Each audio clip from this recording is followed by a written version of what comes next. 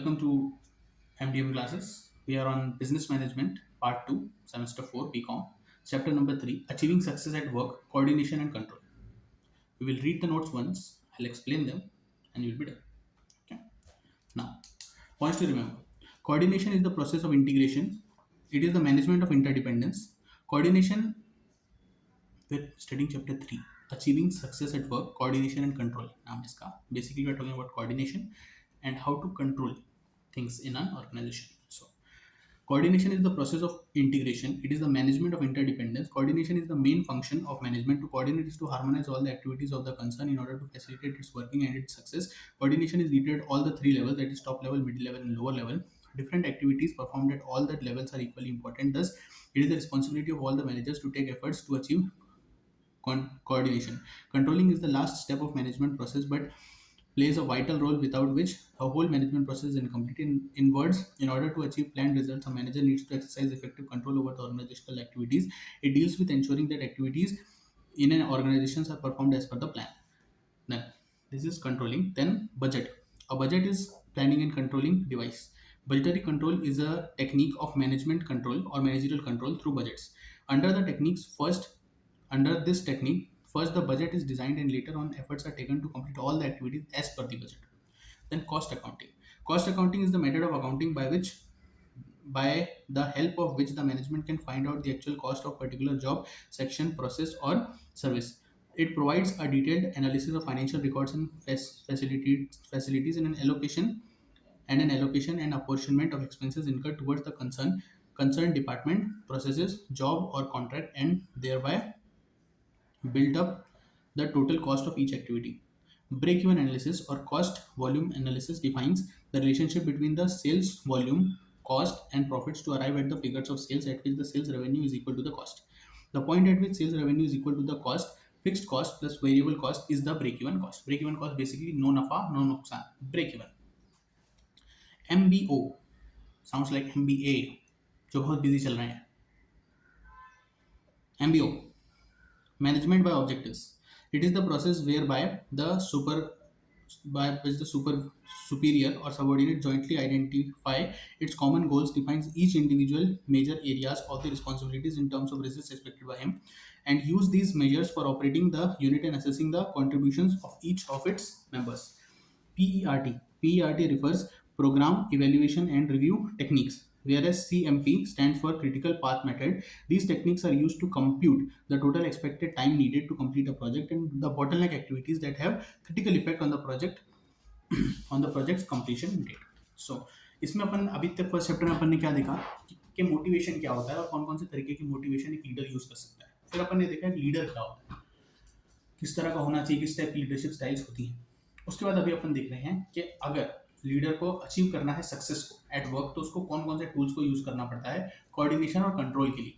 Coordination के लिए उसे देखना होता है कि right people are at the right place और उनके सारे एफर्ट्स डायरेक्टेड हैं सही जगह पे.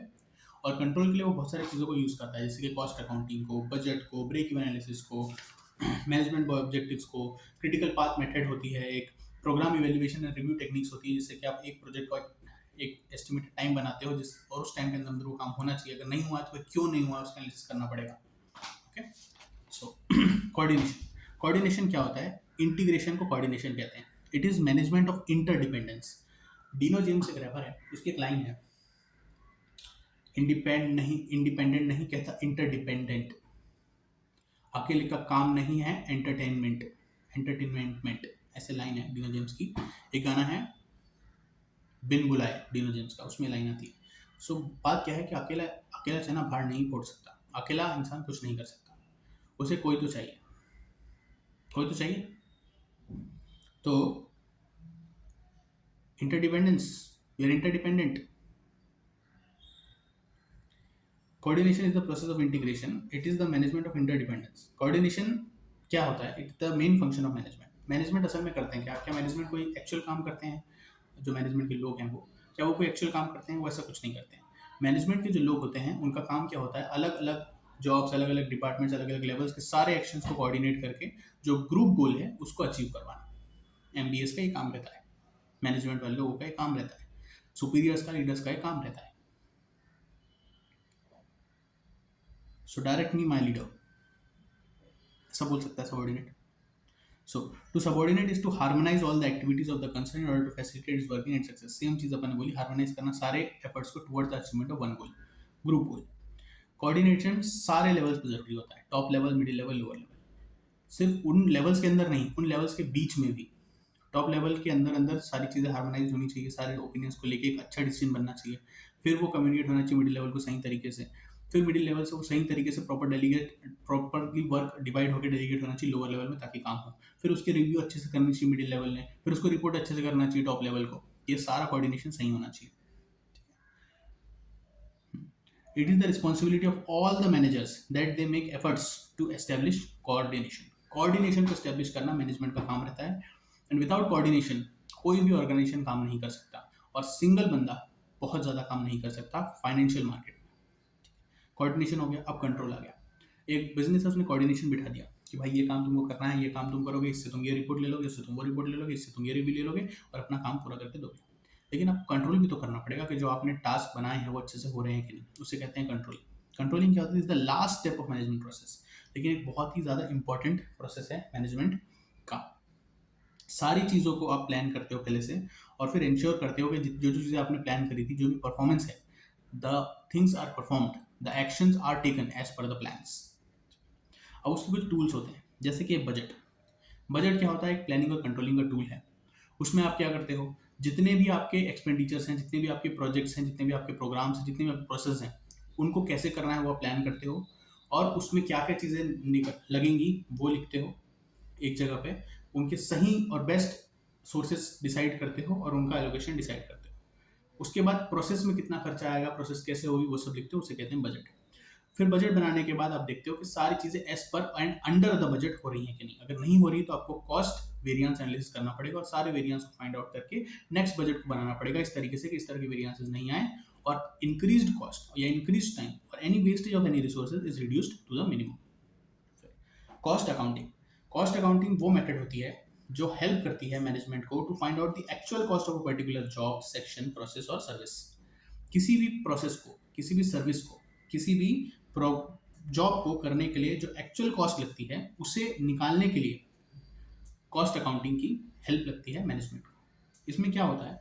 एक डिटेल एनालिसिस प्रोवाइड करा जाता है about the allocation and apportionment of expenses incurred towards the concerned departments, processes, jobs or contracts, and thereby builds the total cost of each activity.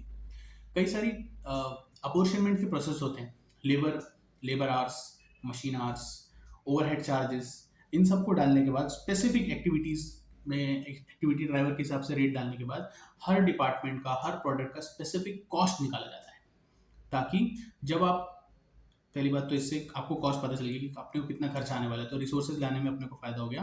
दूसरा, जब अपन प्रॉफिट मार्जिन अपना डिसाइड करेंगे उसमें काम आएगा. और एस्टिमेट्स बनाने में कि अगर आप किसी ने मुझे 10 लाख रुपए का ऑर्डर दिया तो उसमें मेरा प्रॉफिट कितना है, उसके लिए मुझे कितना कैपिटल लगेगा, कितना इनपुट लगने वाला है. फिर break even analysis. Break even analysis या फिर कॉस्ट वॉल्यूम एनालिसिस जो होता है, उसमें अपन कहते हैं it is the relationship between sales volume, cost and profits to arrive at the figure of sales at which the sales revenue is equal to cost.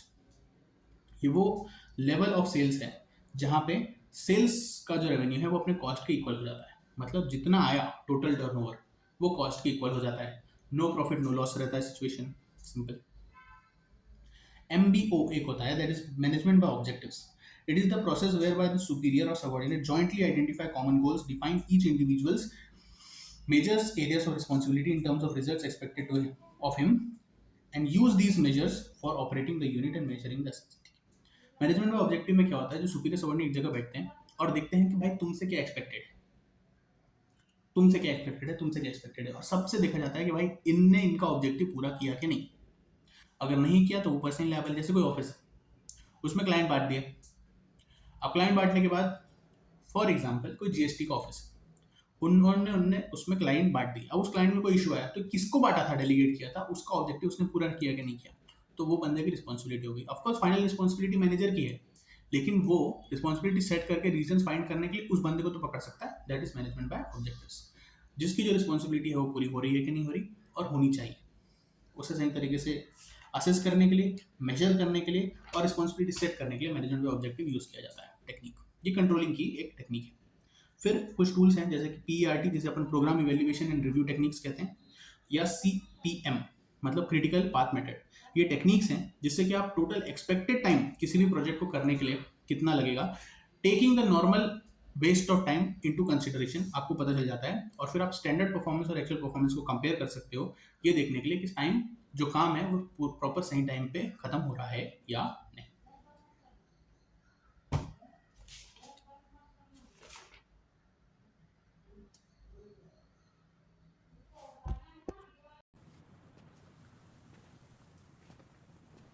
You're still here. It's over. Go home.